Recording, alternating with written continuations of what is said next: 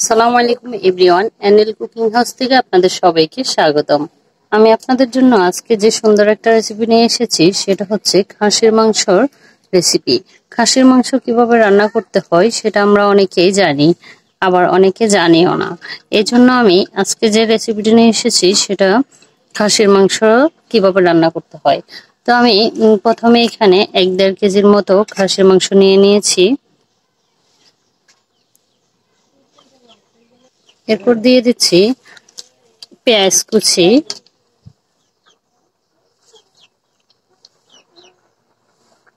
তারপর দিচ্ছি রসুন বাটা, আদা বাটা,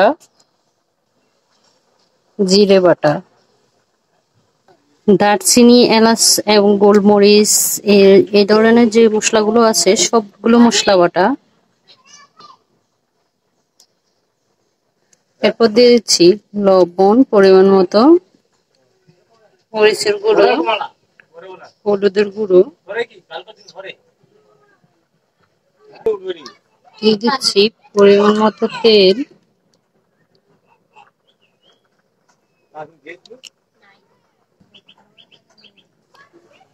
সবগুলো উপকরণের শেষে দিয়ে দিচ্ছি কয়েকটা তেজপাতা। এখানে আমি সব রকমের মশলা ইউজ করেছি। এবার আমি সবগুলো মশলা দিয়ে মাংসগুলো হাত দিয়ে ভালো করে মিশিয়ে নেব।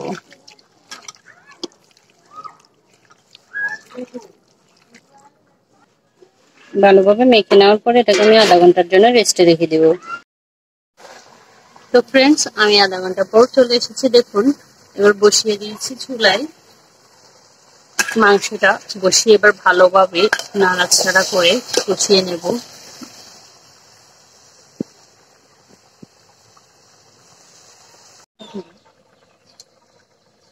দশ মিনিট ধরে কষানোর পর দিয়ে দিলাম 1 লিটারের মতো পানি।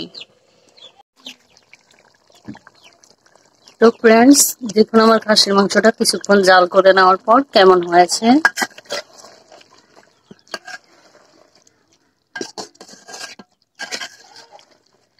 এটাকে সবসময় জলটা একদমই কমিয়ে বোনা বোনা করলেই সবচাইতে বেশি খেতে মজা হয়।